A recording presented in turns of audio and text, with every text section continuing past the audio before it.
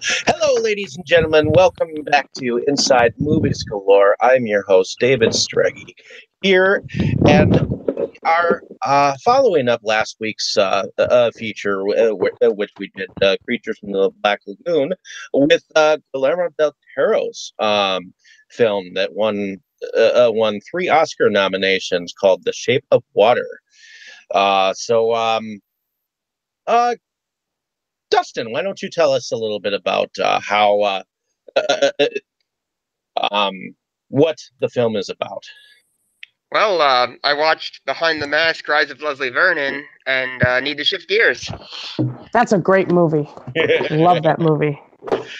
So, well, it had gotten The Shape of Water had gotten a lot of really strong positive press, and so I'd intended to see it for a while, but just didn't get around to it. And then I watched it today, and damn, it was amazing.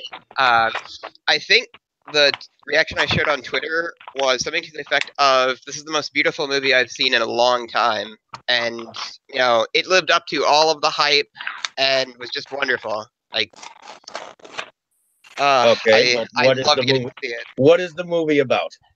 Oh, it's about. It's somewhat difficult to summarize. It's essentially a romance sci-fi kind of thing. So the Gillman is being kept in this government lab or whatever it is. It's somewhat ambiguous. Okay. As to where this actually takes place. Well, it says Baltimore. Baltimore? Mm-hmm. Well, I meant... like what facility? Yeah, what facility, like what the organization is. It's like I think this is... I think it was called SOCOM. Yeah, I think this fits much more comfortably in the realm of fantasy, because a lot of those, like, logic, there's a couple of logic holes, and it just feels like a fantasy romance more than science fiction. I'll give you that. Because there's no attempt at explaining the science of it at all, like there is in, say, Creature from the Black Lagoon. So except for it being in a science lab. Yeah, but even then, it didn't have to be that. It could have been anywhere where this creature was kept. But you get the point. Continue. Yeah, but at any rate, so it's a romance about this woman who works at the facility, and the creature. Like, it's... Man, this is surprisingly difficult to summarize. Would you like me to do it? I'll move back. Go for it. Back to you in a moment. Katie, why don't you tell us what you think it is about? Well, it's like Dustin said, there's this lab that has this creature that they found somewhere, and they are like running experiments on it or whatever. And one of the women who cleans at the facility, who also happens to be mute and speaks with sign language, she kind of befriends him at the facility when she has to. There's the bad guy, the antagonist, one of the guys that works at the facility, I think he's some kind of high-ranking guy there. He gets hurt and there's a mess, and the cleaning people have to go clean up his blood from there, and that's where she first meets the creature and develops this. At first it's just like a friendship, like a kinship.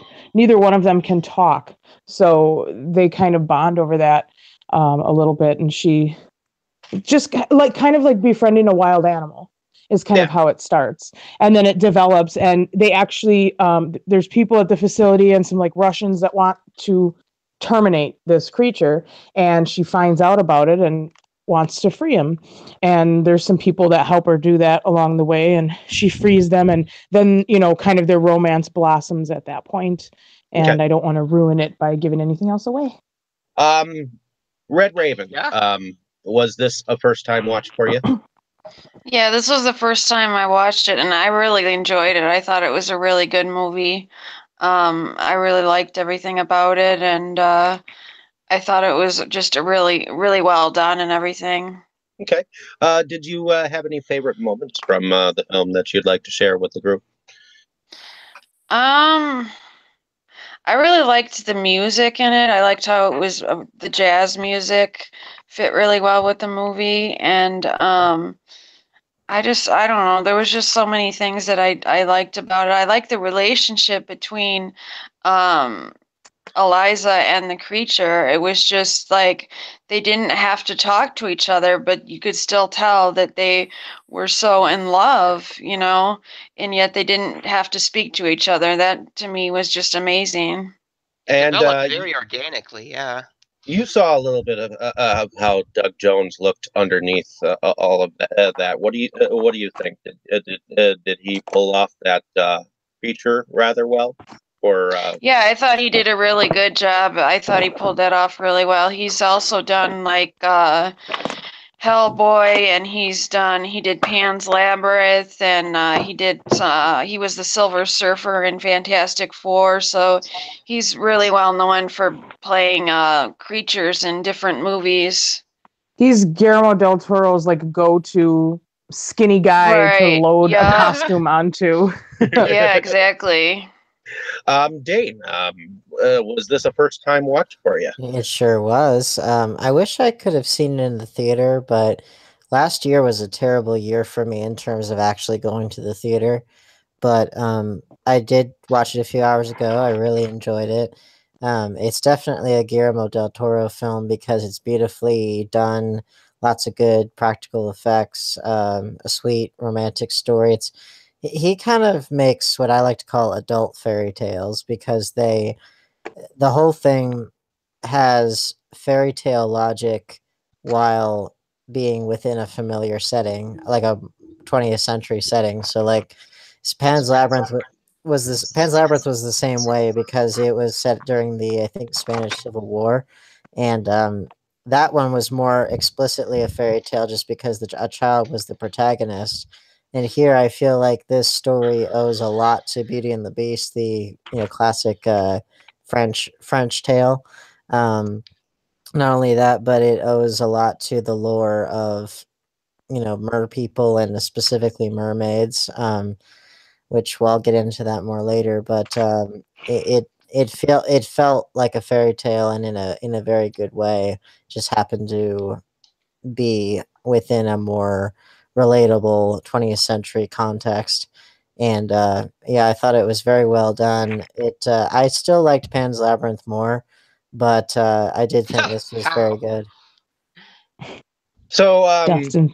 I'm just going to tell a little small tale. When my fiance actually heard that the film was coming out, she went and she doesn't do this often. She doesn't go out and buy a film per se on the day of that it actually comes out, unless she really wants to see it.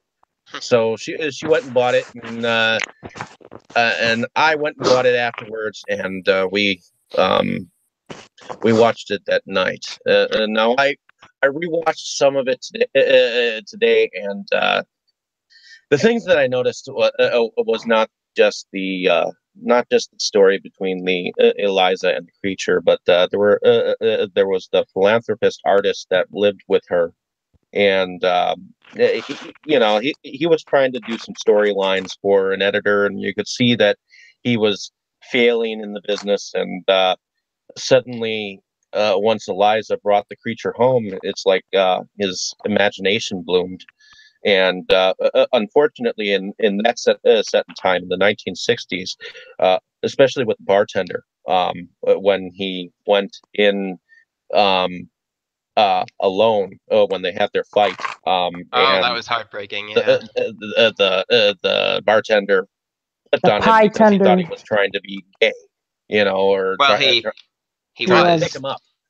So That's then exactly right what he was afterwards, doing. he told a colored couple to get out of there. So I was noticing some of these things, some of the things of the time, So I think the purpose of a lot of that stuff was to contrast, like the beauty of the relationship that we were seeing unfold, like an unconventional relationship, compared to what the standards were for the time. Because a lot of the quote unquote bad characters, okay, fine, they were bad characters, they were terrible people. Like a lot of them are almost one-dimensional reflections of kind of the standards of that time period. Yep.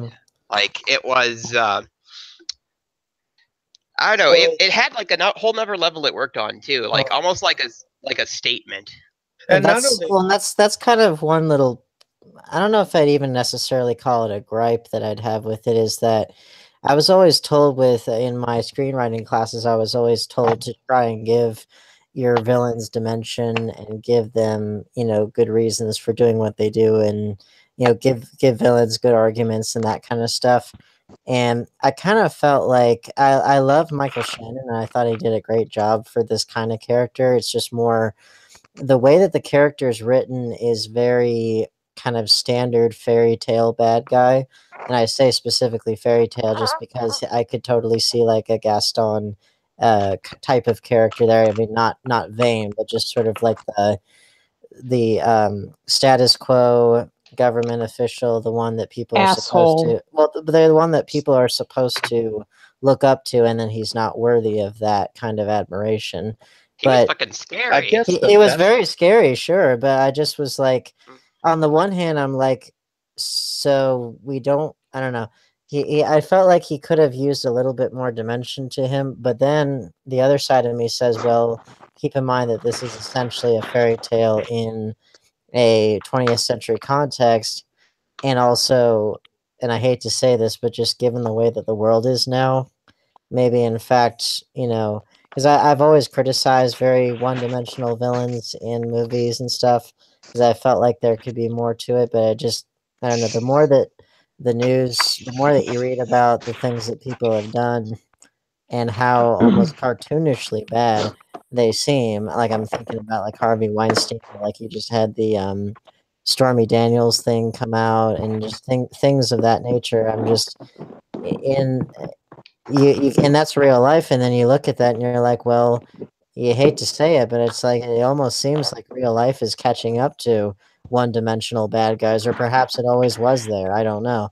I guess I'm contrasting my own screenwriting background with what I'm seeing in real life and how it seems to replicate sort of simplistic movie bad guys. So I don't know. Maybe I'm off base. So, But do you think that I this agree film with is you, going with actually. the times as it's going along because it reverberates those feelings that are in real life compared to now? well, here's the thing. For example, like I always appreciate it when uh movies are able to reflect the prejudices of a particular time period in a way that seems to be an accurate reflection of what those prejudices would have been. And this had it in there with like Michael Shannon's character and with the pie guy and that kind of stuff. Not quite as nuanced as say Mad Men, which is much more heavily rooted in reality, and those characters you do get to know on a deeper level, and they have these prejudices, and they're sexist, and they're this and that, and then you see how they grow as people, and that kind of stuff. To be fair, that is a TV show, so you get a lot more room to develop your characters. But it's just like I always like whenever they can do justice to the period and to the prejudices of the period, without having to artificially catch it up to our feelings today. But it just I do feel like there was more room for development with that character, at least for me. Again, I liked the way he was played. I thought he was done very well. I love Michael Shannon. I just think about, and I hate to compare and contrast, but like I do feel like the villain with Pan's Labyrinth, it was kind of a similar strong male oppressive force. I do think that one had a little bit of an edge in the sense that it was explicitly during a civil war, and he was a leader of the, I forget, I think he was for the establishment, for the government. I'd have to see it again. It's been a while, but like it just seems like to me it seems almost like during wartime that there's a bit more. You can that serves as its own form of shorthand in a way that kind of peacetime does not, if that makes sense. Well, in a sense, this is like you get a sense that this is filmed at the height of the Of the Cold Cold War, or at least towards the end, because you had the Russians, If you coming in listen on to that radio broadcast, I think that was President Kennedy talking about. That was during the Cuban Missile Crisis. I think that's what he was Okay. talking about. So that plus the riots in the fire hoses in the South and all that. That's early '60s. So that's during like the marches on Selma and that kind of stuff. So that sets the time period pretty clearly. But and that's sort of the idea also, is that the minority characters, whether they're mute, gay, black, Russian, or whatever, are well, even if he wasn't a spy, he would technically be a minority. Um, but they are all teaming up for various reasons to rescue this creature from the cisgendered white male establishment of the period. So that I get. I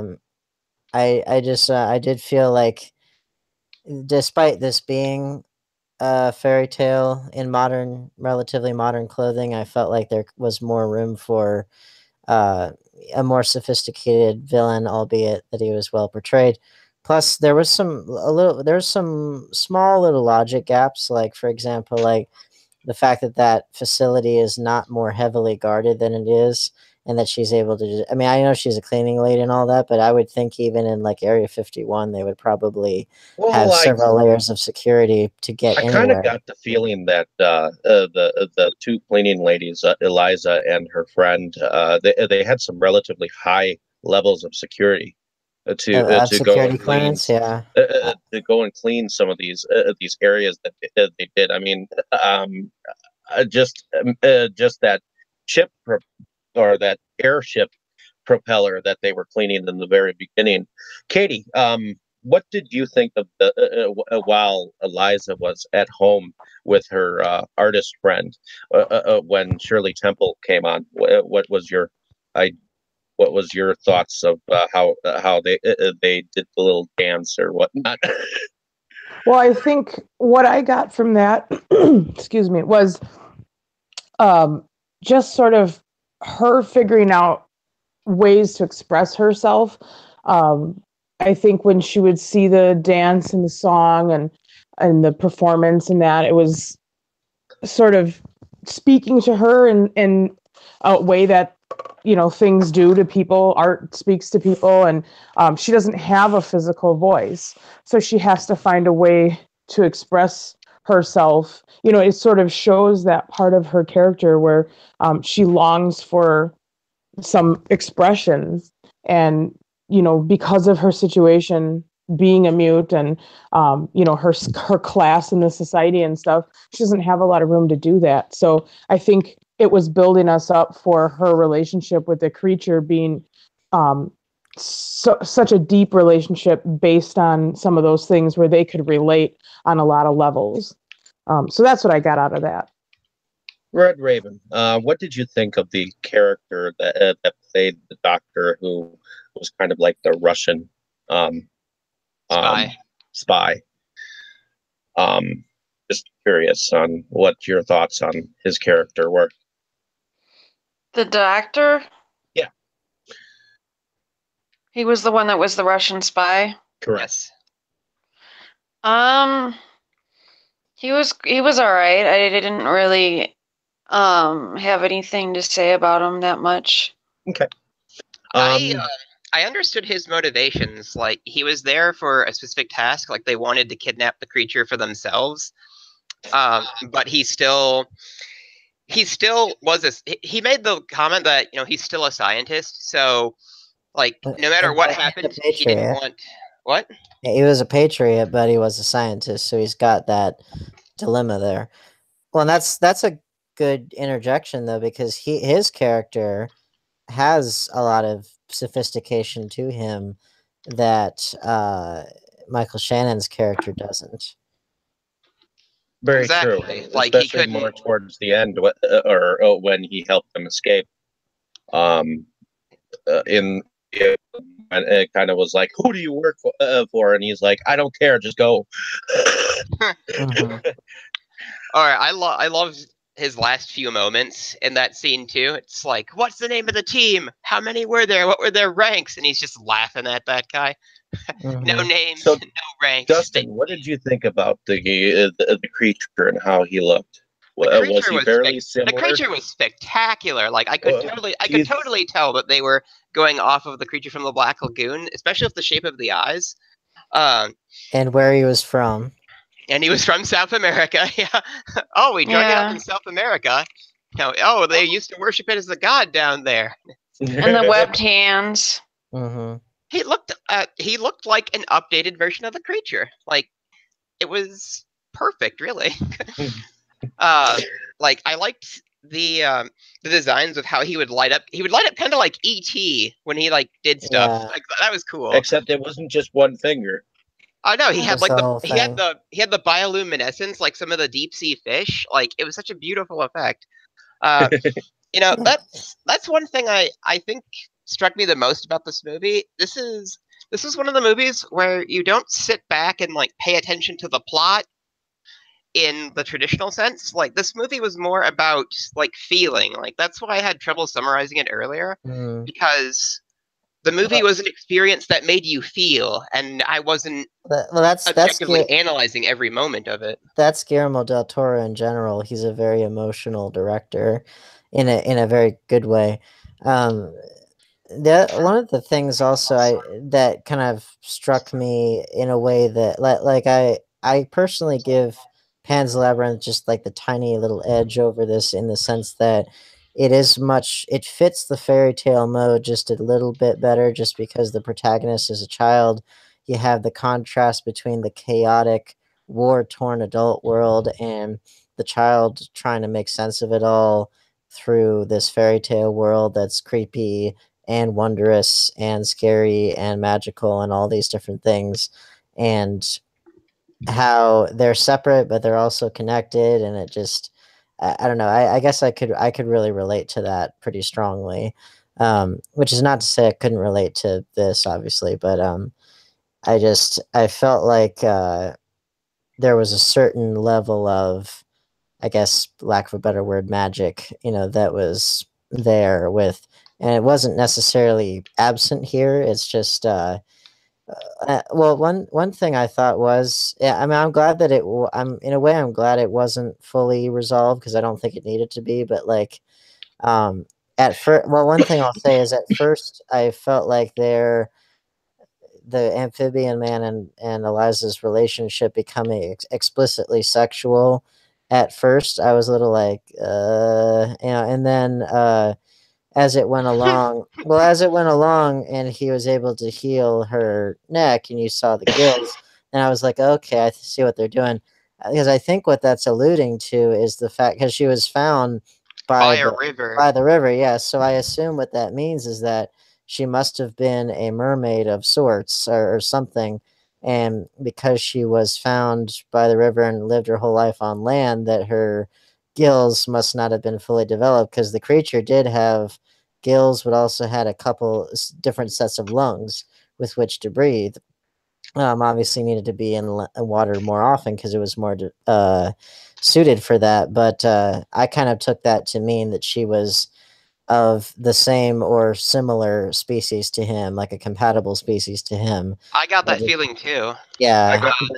Like and that was good. Foreshadowed when they shared that. It was, and I totally knew that was coming, just because of her origins and that kind of stuff. But for some reason, it made the whole thing less strange, which it does lead into kind of a separate discussion about, like, if there were intelligent non-humans and you had like actually romantic feelings for them, how would that work and all that stuff? But that's a whole other discussion. Well, I thought so. I'd been listening to buzz for this movie for quite a while, and the like physical romance between them was something that would come up a lot, like in different discussions online. And so when I finally saw it happen, like, I don't think it could have been more tastefully done. Like I was very impressed with how it was handled. And yeah, it was definitely tastefully done. I'll give you that. Especially the contrast between like what the villain's name was Strickland, like the guy. Then the contrast between like how Strickland has sex with his wife and how he treats her. Mm-hmm. Like that really punched up like the value of that relationship even more, like between Eliza and the creature. The only thing that I felt bad for was the cat that got eaten. Yeah. Yeah, that was kind of, but they forgave him pretty quickly, and he felt bad about it pretty quickly. So he learned. Plus, the cat freaked him the fuck out. He gave that philanthropist artist some hair. So yeah, there you go. Like I felt that was a cute moment where he sees them petting the cats, and then he's like, "Oh, pet me, and I'll pet you." The one thing I kind of expected to go somewhere other than it went was the creature tore off Strickland's fingers. They reattached them with what I assume is not nearly as sophisticated of 60s surgery to reattach them, not as sophisticated as it would be today. And I kind of was, because I saw that, I remember they foreshadowed this a couple times, like that like when he was having sex with his wife, his fingers were bleeding, and that, so in other words, it wasn't holding, and I could tell that it wasn't holding. And that his fingers were smelling bad, they were turning black. I assume gangrene was setting in, and then eventually he just tears them off again because he's crazy. But I was kind of wondering if they were gonna like mutate into something, or or there was gonna be like some hidden toxin or some kind of ill effect from having come in contact with the creature, and they never really went that way. It was just kind of, they didn't take, Well, if the creature can be intimate with humans, I don't think it would be inherently toxic. No, but you know how it is. Like I don't know. I didn't have that thought myself, although like I could tell that I thought it was going to be more of like a personal grudge kind of thing against the creature, which there was an undercurrent of it, but it wasn't like, it got my fingers, I'm going to kill it. It wasn't quite like that, at least explicitly stated. Yeah, well, I just was wondering if they were going to do that or not, because he would have definitely had blood poisoning or something from that. I mean, those were bad. Like, yeah, well, that definitely sick.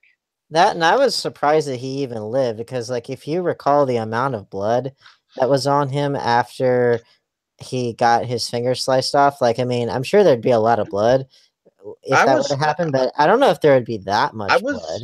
I was kind of wondering about that myself, because there was a lot of blood that was in that room that could have that was just from the finger. So he must have either had a lot of blood, or there was more than one person that was killed.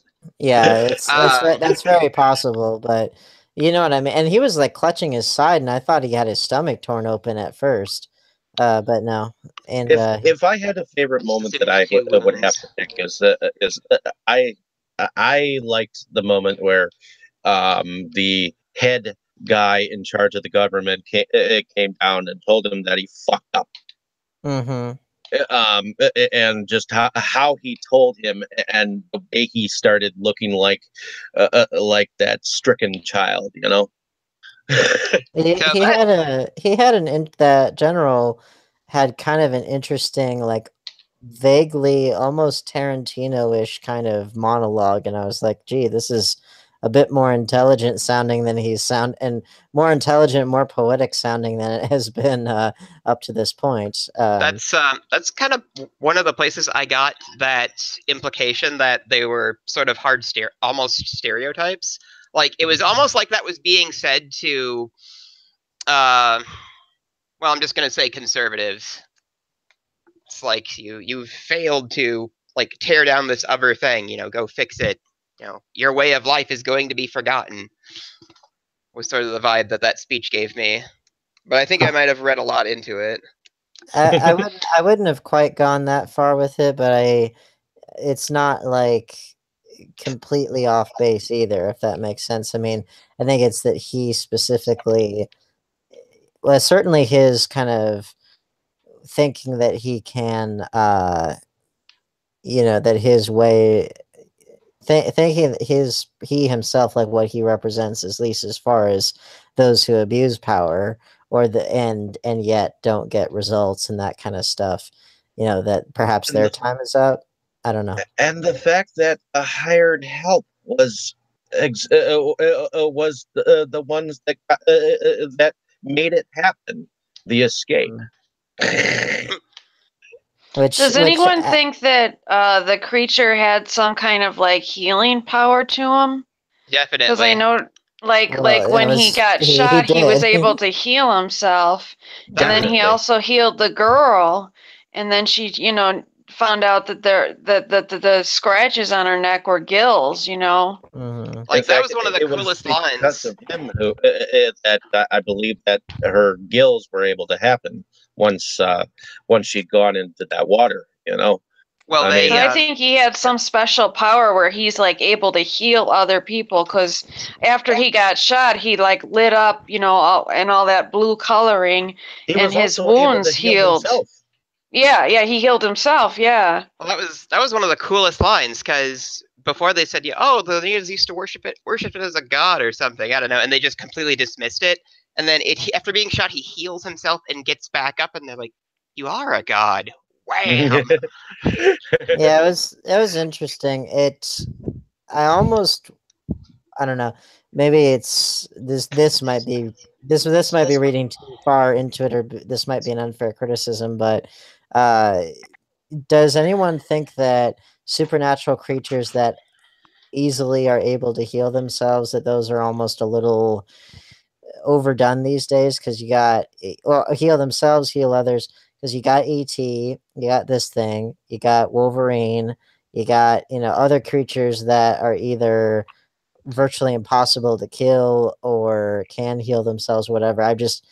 I've seen a lot of stuff like that, and it does kind of make me, in a way, miss like what we saw with the Gill Man, where that thing's not bulletproof. You give it enough bullets and it's going to go down. So you're hoping that one of these days they won't have a creature that can never die, that eventually he'll die a Romeo and Juliet death? Well, it just gets a little old if you do any one thing too much, because you have the examples that I put out there, but then you also think about every single slasher villain that can never stay down, and that kind of thing, and it gets a little wearisome after a while. I don't think it's as common as your. So you think that they should have drowned? No, I don't. I don't think that necessarily for this. I'm just saying, in general, I feel like that's starting to become a bit of a trend, at least for me. And I fully admit that that's probably a totally subjective viewpoint, and I'm not trying to make like a universal point with it. I'm just, for me personally, it's a little bit like with dinosaurs. Whenever you see a movie with dinosaurs, it's like dinosaurs are not bulletproof. Sure, they may be strong, but you pump enough lead in that thing and it's going to drop, So ultimately, now that you're speaking about all of these things that you're noticing or whatnot, were you disappointed with the film? They almost helped and its hype. Okay. Well, was I disappointed with the film? No. Do you think that the hype was a little bit hyped up?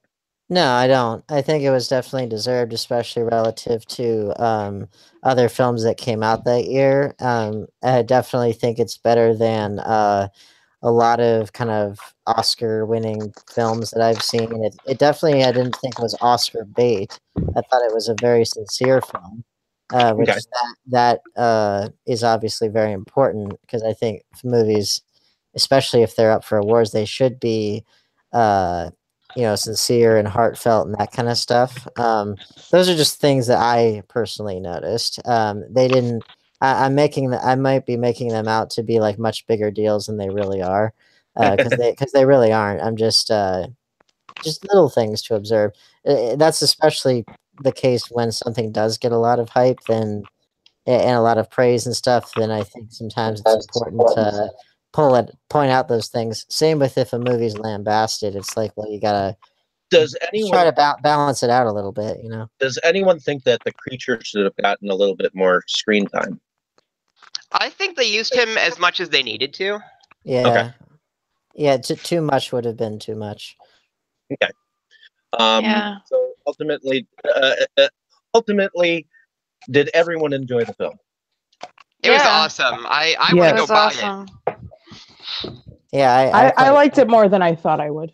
I Okay. liked it quite a bit. I will definitely get it on 4K when I'm able to, but my personal vote in terms of Guillermo del Toro's other work, I personally did like Pan's Labyrinth a little bit more, but they're in the same general I don't want to say genre, but they're in the same general milieu, if I can be very pretentious for a moment. It's okay. Yeah, I know, but it's in they're in the same general milieu. Vicinity. Like if I were to, they could easily be in the same.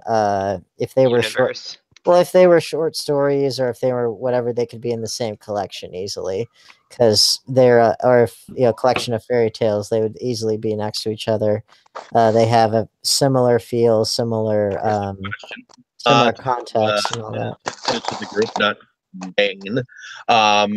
Did anyone else feel like it had a fairy tale type vibe?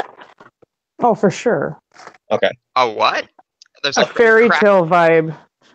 Yeah. Well, we've been saying that all along, haven't we? Well, yeah, but you never know. I mean, sometimes it may not feel like a fairy tale to others. Me, Well, I I felt thought the love story really lended itself to a fairy tale. And as a female, that we've kind of been fed those stories our entire lives, as being something to strive for, and this kind of really fit that narrative. You have the disadvantaged um, girl for whatever reason, and it's usually different for every story, but she's disadvantaged in some way, and she makes a connection with a man. In this, I liked. I thought they actually did a better job, kind of dressing it up. There was more layers to their relationship than the typical like knight in shining armor comes and saves the day. Like she actually saved him, which Yeah. Yeah. I thought was really Yeah, that cool. part I liked. Well, it was very Beauty and the Beast, wouldn't you say? Yeah, I was trying to think while I was watching it, like what other movie does this remind me of? And I briefly thought The Little Mermaid, because Ariel Mhm. couldn't talk either for a while there. But no, you're right, it was Beauty and the Beast. Yeah, I'll be honest. As a guy, I loved obviously the Disney Renaissance because I grew up with it. But like, I am a bit of a romantic, and I tended to, you know, place a high value on romantic ideals of true love and that sort of thing. Still do to this day. Um, it's like one of the few things that the cynicism of adult life has not managed to take away from me. And so I can speak to the fact that that's not just a girl thing or an expected girl thing. It's something that I place a lot of faith and trust in. And that's, I think, part of what is at the heart of a lot of fairy tales, not just like childhood aspirations or childhood dreams or fears or whatever, but also just this idea of finding true love, whatever that is, in whatever form it takes, which obviously in Beauty and the Beast and The Little Mermaid, it doesn't always come in the expected package. And, but I can speak to personal experience that it's not just a thing that girls are quote unquote supposed to relate to and absorb. Well, and it's interesting because I do now relate to fairy tale love stories, and it's so disgusting and cute. Because I never did before. It never made sense to me. It always felt fake.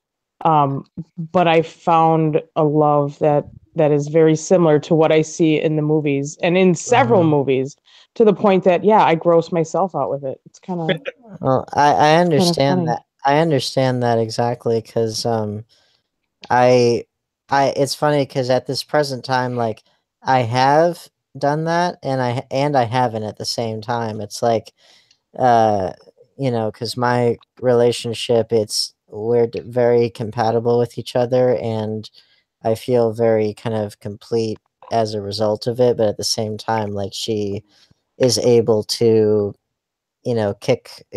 kick me in the right direction, or in the right ways when I need it. And it's like it's a unique kind of blend of the desires of the dreams and desires of childhood mixed with what one needs in an adult relationship in order to succeed, and to last. So, and I think we saw some of that in this movie, even in yeah, we did. the characters, like how responsible Mhm. Eliza was about, I mean, she was bound and determined, and very responsible about keeping him safe. And Mhm. yeah, I thought her character was really strong. I liked her character quite a bit. Me too. I did too. Dustin, Yeah. what do you think about the so-called fairy tale romance? Do you believe that there is a way to have watching similar films like this, like from Beauty and the Beast to the love that you see between Eliza and the creature. Do you believe that there is a kind of fairy tale romance out there? You That mean that's really possible in reality? correct? I don't necessarily think so. I do love Beauty and the Beast, and I used to be a much bigger believer in that kind of thing. But really not after undergrad anymore.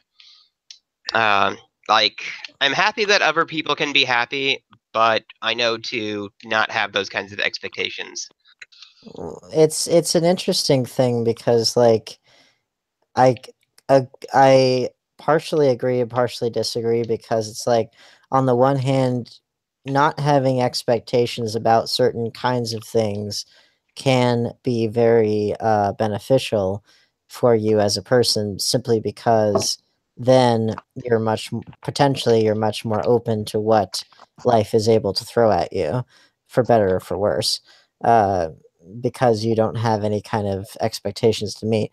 On the other hand, perhaps I'm a little biased, but it's like, I've always tended to believe that I've tended to believe that love really does conquer all. That if you really do love someone or something, uh, great enough or whatever, that it will carry you through the worst of times. Or, yeah, I don't know. I've really always been a big believer in that, and it's something I've worked hard to fight for, in my own life, See, all along the way. that's the I've thing. tended to gravitate towards love in general isn't real, but I want to believe. You just Well, have to experience it. and I'll be honest It's pretty also, grim. is that it's one of those things where, people will say that, like, oh, it'll happen for you, it'll this and that, and then you, as the person who hasn't experienced that, or not in a while, will say, oh yeah, right, it'll never happen to me, because I've been in that exact spot. And there really is no way to not feel that way until it does happen.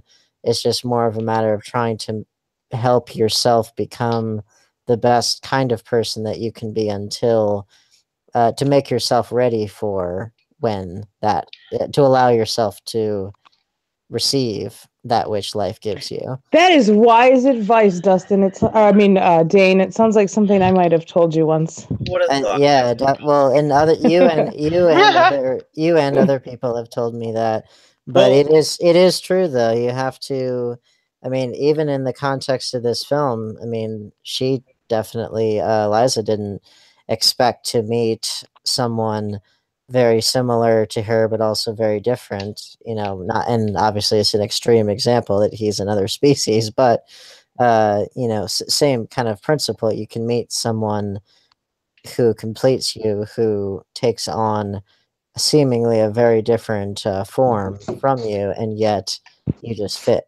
And it's not well, it's not anything anyone can predict, and yet at the same time, it's very important to keep an eye out for it, and it can happen to anybody at any time. And That was the feeling I really got from this, the unpredictable love, that it was very unexpected and, just caught her completely off guard. Oh, yeah. Absolutely. As they say, you never know when the love bug will bite you. The thing about love is that in this day and age, many different people have different ideas of what love is, and I mean, when you first begin, you start realizing what love is. When you start, realizing, okay, um, I'm a boy, that's a girl, okay. I'm starting to have Not in all cases. Or Wait, a heck is boy, girl. We realize what you mean. It's okay. you have all sorts of ideas of what love is. You have the love between your parents, or the lack thereof. Sometimes you grow up in a home where there really hasn't been much there, but then once it hits you, I mean, it's like a powerful punch. Mhm. In a good way. I mean, it's I it all feel depends on the situations and everything like that. So Well, and the thing feel is, attacked. no, not attacked. Here's the thing, like it is very, and I know this easily from, I know this because I've been there. It's very, very easy to feel cynical from years of rejection or just not any opportunities or anything like that. It's very easy to get to be in that situation, and I think everyone's been there at least once in their life. Definitely. And I think that is where a certain degree of faith comes in, not necessarily in the religious sense, although it can manifest itself in that way. It's just faith in at least an idea of some concept or something that is greater than any one person, in the sense of like the fact that there can be someone out there who is compatible for even the most seemingly incompatible person. That is an act of faith to any one single person. Well, to any one single person, because that sounds like such a cliched statement, and yet, I've found that it is much truer than you would think, and so that is kind of where faith comes into it. speaking on the subject of love, um, I know we're getting kind of down and personal here, but um, Kinda. uh, do you think? Does anyone think that it's hard to speak about the subject of love in a film? To I do think it it's well, I would say so, yeah. Yes. I think it's done a lot, but I don't know that it's always done well or done in a way that I can relate to. And I thought, even though I've never had gills, I totally related to these characters and their love story and the adversity, and just the connection that was deeper than, like, I think it was Red Raven saying, like, that, they didn't even have to speak at all. Like, just you just saw that connection between them blossoming out of, I don't even know how to describe it, but I thought it was done a lot better than, there's so many superficial ways to display love between two people. And here, I mean, they're not even two people. So to overcome that barrier and the language barrier or the lack of speech barrier and all that stuff, I thought it was done really well. Well, I can hear more than words in my head right now. Yes. and to think that that supposedly the ancient civilization of Atlantis used to speak with with the language of dolphins. I mean, if there was a ancient civilization called at one point in time. Which that does remind me, I was speaking about mermaids before, that in older mermaid lore, they were just happened to be women who lived in the sea, and they had legs, and they could walk on land and that kind of stuff. So I assume that they were going from that older lore with Eliza's character. Okay. So, ultimately, is there anything else anyone wants to speak about the film? Did anybody else get? Oh, sorry. Well, super quickly. And also, mermen have either been humanoid men that look like men, human men, or they have been more like gill men. It just depends on what interpretation you're looking at. Yes, go ahead, Dustin. Was anybody like really creeped out by sort of the lustful feelings that the villain had for Eliza? No, because we're all women and we all been there. No. I mean, only really truly lustful. I don't even know if I'd necessarily call it lustful as much as I would say another form of intimidation. Yes, it's a power play for sure. And yeah, I mean, obviously the guy if it was true, like true lust in like the traditional sense, then he would have been like actually attracted to her, which he wasn't at all. He seemed pretty attracted to her. I'm not sure what you're talking about. Yeah, he was definitely attracted to her. Like right after he meets her, he goes home and tells his wife not to talk during. Right. As soon as he finds out she's mute. And then he makes a comment. It's like, it's probably better that way. Well, then like, maybe. Oh my god. Well, then maybe what he was saying before that she wasn't much to look at. Maybe that was just sort of him. That was him again intimidating her. Yeah. Well, exercising his authority. A lot of guys absolutely do that. Even when their girls are beautiful, they'll tell them that they look bad. Well, sure, it's a form of emotional abuse, a way to cut them down and make them feel less about themselves, so they don't rise up and overcome your dominance. Okay. So that was his character, very strongly domineering, because obviously he was lacking a ton. Like, look, obviously how boring his marriage and his sex life was with his wife. Like, and that was just one area where he was lacking. He was clearly lacking in a lot of areas and was trying to compensate for it. And that whole like sexual harassment in the workplace thing was right on. I mean, it's sad that this was taking place in the 60s and this kind of shit happens daily right now. Yeah, absolutely. But that was very accurate. Although let me say this, just to go back to Mad Men again, for as much as we talked about that, and rightly so, with the sexual harassment and stuff, that guy was sure he was no Don Draper in terms of being handsome, debonair, all this stuff, because the guys on Mad Men were just as bad, if not far worse, in terms of sexual harassment and all that. But at the very least, you had and Don Draper, like master womanizer, master adulterer. At the very least, he's at least a handsome guy, at least a charming guy. Not a raging psychopath.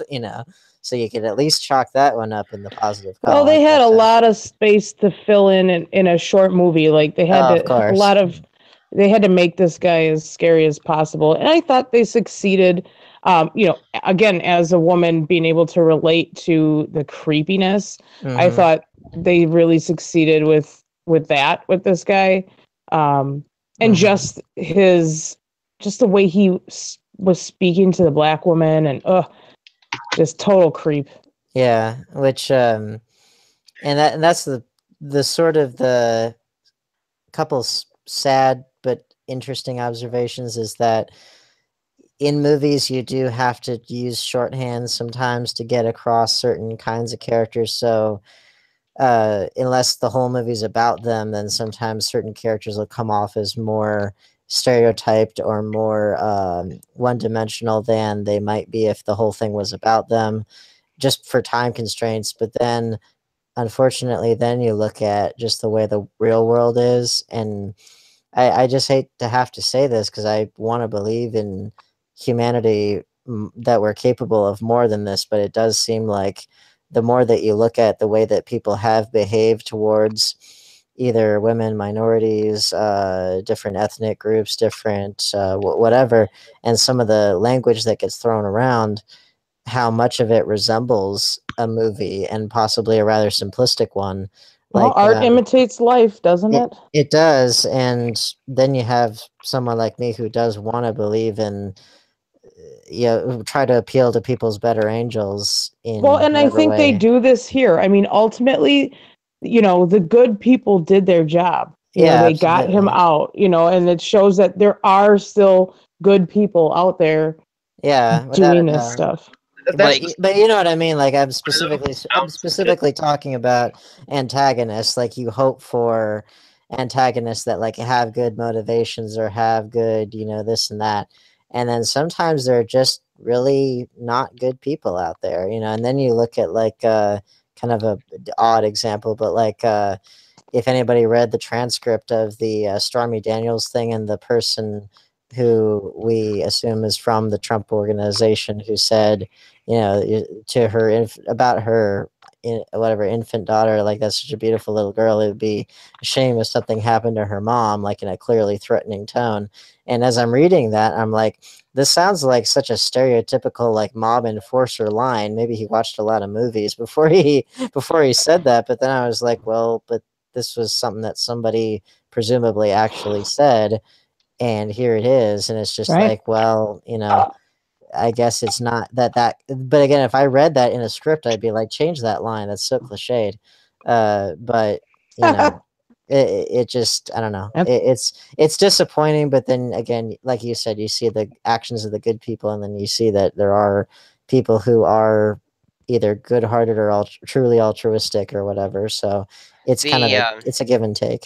The phrase I was going to use to try and summarize the movie was, "The world is a bad place, but it doesn't have to be." Mm. This makes me want to watch a movie that was directed by Roger Corman with William Shatner, where he plays a very racist protagonist. Just out of curiosity, just to see how. I mean, if I think of a racist movie, not that I'm trying to bring it out into the open, this is the movie that I would think of, and I wonder if like a movie that's about racism or a movie that is in and of itself racist. it is and of itself racist. Mm. And it was done in the '60s, and William Shatner played this random guy who showed up in town, a businessman, and he started up a whole fight out of nothing. Mm. What was it called? Or Looking for the title. I know it started with an I. The let's see. I don't know. If we were talking movies about racism, I was going to pitch Mississippi Burning because I love that movie. I would have pitched To Do the Right Thing. American History X. I just found Do the Right Thing depressing. It was like, that's why it's great. But see, honestly, I'm one of the few people. I don't hate American History X. I just felt like it waters itself down too much, in my opinion. I don't think it's nearly hardcore enough for the kind of subject. Well, for the kind of subject it's talking about, I feel like it could have gone way further than it did. And I have never thought that. Well, and I thought that the non-linear storytelling kind of hurt its effectiveness too. Perhaps. It was called The Intruder. Yeah, not like the great supermarket slasher movie, which I love. Damn. Nope. But yeah, I think that's interesting though, as far as like movies that are racist versus or have like racist undertones versus movies that are about racism or about race. Because like then of course if you're talking about that, then you get into the classic quandary of something like The Birth of a Nation, which we would not have hits you over the head very hard with it. It does in the second half, but then it's like, but at the same time, like you would not have modern cinema without it. On a technical level, you just wouldn't have it. And like the first half of the film is a really well done, like Civil War drama, and then it just takes this hard right turn in Reconstruction when they get there. but just it's a classic dilemma though, because again, like modern cinema as we know it would not exist without it. So pretty much every film that's ever come out since then stands on its shoulders in order to exist. And it's just unfortunate that a lot of inventions and a lot of innovations in our country have been born on the backs of racism and of like racist institutions and things like that. Yeah. Well, when you have something that's like a historic work like that, I mean, Mhm. of course, it's important to what it had to happen, but that doesn't mean it's still necessarily good. You know what I'm trying to say? Yeah. Well, I would argue that it is good, at least on the technical level. It's a very well put together film for its time, and it has a lot of just modern storytelling techniques, and it's a grand spectacle, all that kind of stuff. So in that sense, I would say yes, it's good. It's not what fits our society today. Good as a film, but not as a message. No. And those are Like two that? those are two very different things. Like another good example, Triumph of the Will, of course, one of the most important and most artistically impressive films ever made, but it's Nazi propaganda, so it's that inherent dichotomy there, and what's funny about Triumph of the Will is I remember watching it in college and I kept asking myself, would this be effective propaganda today? And honestly, it really wouldn't, because other than just like the visual power of it, but like in terms of what is actually talked about, it's very like economic, and it's very much like rooted in issues that people today wouldn't really understand unless they knew history, like on an economic kind of social level, but it's not really doesn't really touch on racial genocidal eugenic kind of ideas at all. But even so, very important film to watch, very technically impressive, revolutionary film that just again is Nazi propaganda. So would you guys take this journey with me to the Intruder next week? Yeah, definitely. Just because it's following the race line, per se, just to show us a slit of a view of what it could have been. And here I thought we were going to go the love story direction. Uh-huh. Can we watch The Good Intruder? This was actually a very good movie, believe it or not, and and I'm surprised that not a lot of people know about it. And there might be a reason. There is a reason, and you normally see William Shatner in a lot of good roles. Like playing a good guy. Wow.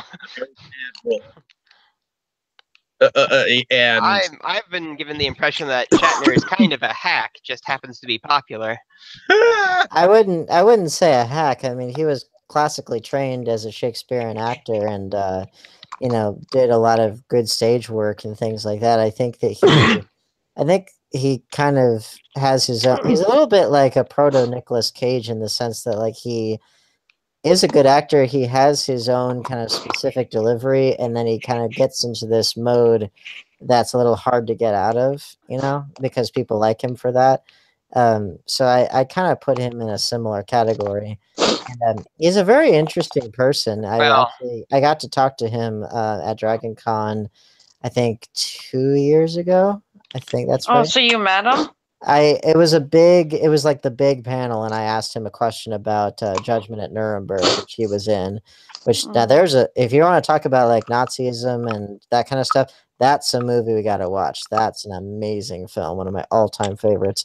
But I got to ask him about that because he was in that film, and he was just a young actor. That was pre Star Trek, and he clearly had to search his memory bank because he hadn't thought about that one in a while, because it was not a Star Trek or T.J. Hooker question.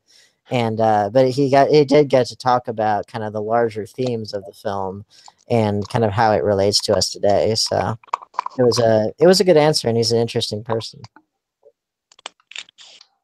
Oh yeah, I can definitely see that. Uh, um, uh, and this movie actually predates Star Trek, so it's definitely um, one that you will be like, Mhm. damn, doesn't look young. I like how we get completely lost and off topic so often. Well, that's the good stuff, you know. That's how you know it's a good conversation. Is it though? Anyone else have anything else related to the film before we ended this? Well, I would like to just point out how beautiful everything was in the film. I think someone touched on that briefly, Yeah, I but did. the colors and the scenery, I enjoyed it a lot. I like when movies can be really true to a time period and do it really well. Mhm. Most of what I see done in the 60s is kind of washed out, and I thought this was really not washed out at all, Mhm. which I liked a lot. And Well, I also the colors really, were very pastel, you know, at least with like the Cadillac dealership, that kind of stuff. but not washed out, No. very, very rich colors, whether they were pastels or not, but not washed out, which is typically when I see a movie based in the 60s, it just seems very washed out to me. So I liked that. And I also liked the creature's costuming. And I was paying a lot of attention to that. And like I mentioned earlier, that the actor who played the creature is a very lanky guy, very skinny guy, and that's the kind of body type that you really need to be in a costume like that, so they can build on top of you and have you still appear to be pretty slim in stature. I have So a friend. I have a friend who knows Doug Jones, and he says he's like the nicest guy. I He believe was it. actually before this film came out. He was actually in a short film called My Friend Max, where he played an invisible friend, kind of like that of like in the vein of there was a British film that was uh, done on an invisible friend called Drop Dead Fred. something. Drop Dead Fred. I was gonna say Um, I was gonna say Harvey, but that was with James Stewart. Well, you're thinking in the classical sense, and he was, Yeah. and even though he was kind of a protagonist, he was still kind of more helpful, you know. Oh, but seeing the contrast of him underneath the costume, I asked two of you to at least see that film beforehand. What do you think of the contrast between that film and the creature? Which As film? far as what he looked like, I mean, it's just he was not in costume in that short film, and like I said, I can see why they chose, why Guillermo del Toro chooses him for these roles where he's going to build a costume on top of him, because he's a very thin man who, you can build on top of him and still, when you're finished, have him look like a slim, sleek figure. This is something I've kind of been learning from Adam Green. Like, when you work with somebody a lot, that you tend to have like your own pool of people that you work with, like actors, stuntmen, like crew, whatever. And so Del Toro has done so many projects with this guy at this point that just kind of like when he's writing something or prepping a project, it's like, oh yeah, Doug can do this. Right. So, Well, Yeah. I remember I used to criticize Tim Burton for that, and like to a Yeah, he certain works with degree. Johnny Depp all the time. Yeah, well, and I used to like criticize him for that, and to a certain degree, Nolan was starting to do that, and then like Tarantino has done that a lot.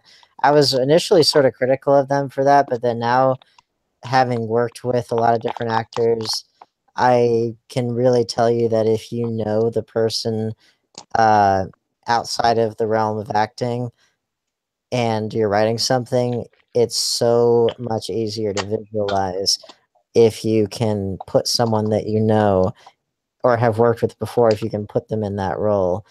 So I don't criticize them for that anymore. Makes perfect sense. Mm-hmm.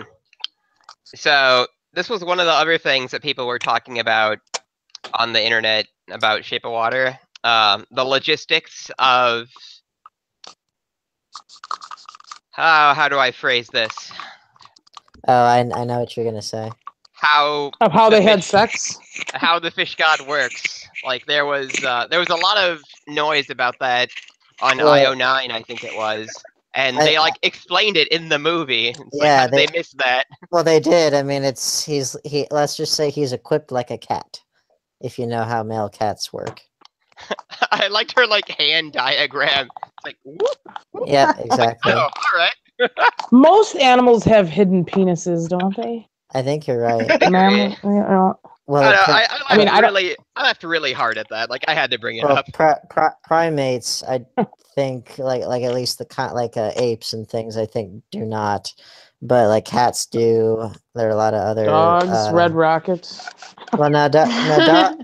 The dogs, they're pretty visible, but like cats, I know. Well, it's sheathed. It is, but yeah, there are a lot of animals that it is concealed, which makes perfect sense. It's for protection, but Except for horses, ridiculous horses. I think it was IO9. Like somebody took a poll of like, would you have sex with the fish god? This might have been like a BuzzFeed thing or something too. And there was a surprisingly large number of positive answers. Like I just thought that was really funny. I don't even want to think about the number of like deviant art things or like why'd you bring it up? Or anything on like Rule 34 or anything. I don't even want to think about how many of those were spawned because of this. That's what I was thinking the whole time that was going on. I was like, oh, the internet's gonna have a field day with this. In some reviews, they were mad that they didn't show it, and I'm like, "Come on, what's wrong with you?" I kind of was expecting them to show more than they did because I read the description ahead of time because I wasn't sure if I could watch it around my daughter. I didn't know if it was rated R or anything like that, so I went to check, and it said rated R for strong sexual content and nudity and blah blah blah. So I was expecting like HBO or Showtime level nudity, and I didn't even get that. So I was kind of surprised. I actually wouldn't have a problem letting my 11-year-old watch this movie. There was like the one sex scene that was kind of like, with the bad guy and his wife. You know that someone's gonna write 50 Shapes of Water. Oh, why? I know is if there's a spin-off porn that comes out, I would be interested in seeing a porn spoof of this. Just for scientific curiosity, right? Yes, exactly. There's a movie called Kinky Kong, right? Yes, I did know that. I did know that. And how about the various April O'Neil on it, I guess, that are out there?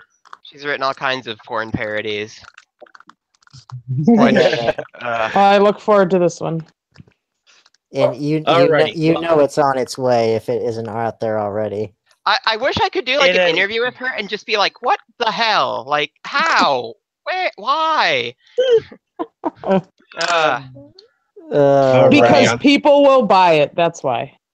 People, let's just say people are into some very interesting things. I asked on Twitter, and one of the stars actually replied, "Because God told us to." That's what you get for asking. But I want to know. It's not good enough. Alrighty. Well, on that note, I'm going to end this conversation so that we can go on to the following week's discussion. So we can get back to our lives. What lives? You are now all my brain children. Anyways, Katie, why don't you start with you and tell us a little bit about what you do, where you're from? Sure thing. I am Katie Cadaver from Milwaukee, Wisconsin, and I am a body positive horror artist and alternative model. You can find me on patreon.com/Katie Cadaver or on Instagram at Third Eye Open. That's 3RDEYE0PEN. I'm also the makeup artist for horror punk band Ratbat Spider. You can listen to them at ratbatspider.bandcamp.com. And I am a dead girl for Deadger's Dark Coffin Classics horror TV show. You can watch Deadger's Dark Coffin Classics at vimeo.com/DDCC. I am also a performer and producer for Grindhouse Tees Burlesque Productions. You can find us at facebook.com/Grindhouse Tees. You can also see us April 28th at Frank's Power Plant. And you can also see me next weekend in Chicago at C2E2. I will be there with my friends from Tromaville, and the one and only Lloyd Kaufman will be there as well. So come by and say hi to us. And very hopefully me too. Red Raven, why don't you tell us a little bit about you and where you're from? Red Raven? Oh, I'm Red Raven, and I'm from Lake Geneva, and I book shows in the Milwaukee area, and I am also a dead girl on Deadger's Dark Coffin Classics. Awesome. Dane, why don't you tell us a little bit about who you are, where you're from? I don't know who you are. I just invited you like off cam, so. Yeah, we're all strangers to you, aren't we? So I am Dane Kyle, a filmmaker out of Charlotte, North Carolina. You can find me on Facebook and YouTube, all the social networks. I have been included recently in the horror anthology For We Are Many from Hex Media. I just finished a short film called The Big Blind, which I'll be getting out there to festivals, and finishing up an entry for another horror anthology called Clownsploitation.